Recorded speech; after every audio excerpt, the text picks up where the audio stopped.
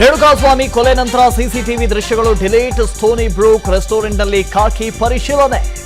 ಮತ್ತೊಂದೆಡೆ ಪ್ರಕರಣ ಸಂಬಂಧ ಮತ್ತೊಬ್ಬ ಆರೋಪಿ ಅರೆಸ್ಟ್.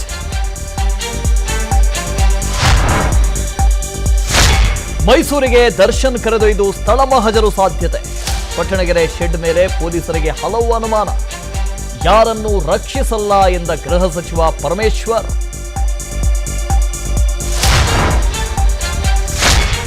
ಕೆಲವೇ ಕ್ಷಣಗಳಲ್ಲಿ ಸಿಐಡಿ ಕಚೇರಿಗೆ ಬಿಎಸ್ವೈ ಆಗಮನ.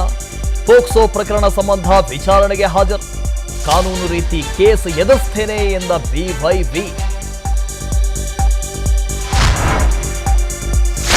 ಪೆಟ್ರೋಲ್ ಡೀಸೆಲ್ ಬೆಲೆ ಏರಿಕೆ ಖಂಡಿಸಿ ರಣಕಹಳೆ.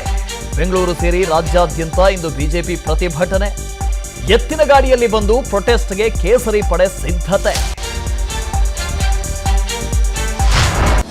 ಅನುಕ್ಷಣದ ಸುದ್ದಿಗಳಿಗಾಗಿ ವಿಸ್ತಾರ ನ್ಯೂಸ್ ಯೂಟ್ಯೂಬ್ ಚಾನೆಲ್ ಸಬ್ಸ್ಕ್ರೈಬ್ ಮಾಡಿ. ಹೊಸ ಸುದ್ದಿಗಳ ನೋಟಿಫಿಕೇಶನ್ಗಾಗಿ ಬೆಲ್ ಐಕಾನ್ ಕ್ಲಿಕ್ ಮಾಡಿ. ಲೇಟೆಸ್ಟ್ ಅಪ್ಡೇಟ್ಸ್ಗಾಗಿ www.vistaranews.com ವೆಬ್ಸೈಟ್ಗೆ ವಿಸಿಟ್ ಮಾಡಿ. ಅಂಗೈಯಲ್ಲೇ ಜಗತ್ತಿನ ಸುದ್ದಿ ತಿಳಿಯಲು ವಿಸ್ತಾರ ನ್ಯೂಸ್ ಕನ್ನಡ ಆಪ್ ಡೌನ್ಲೋಡ್ ಮಾಡಿ.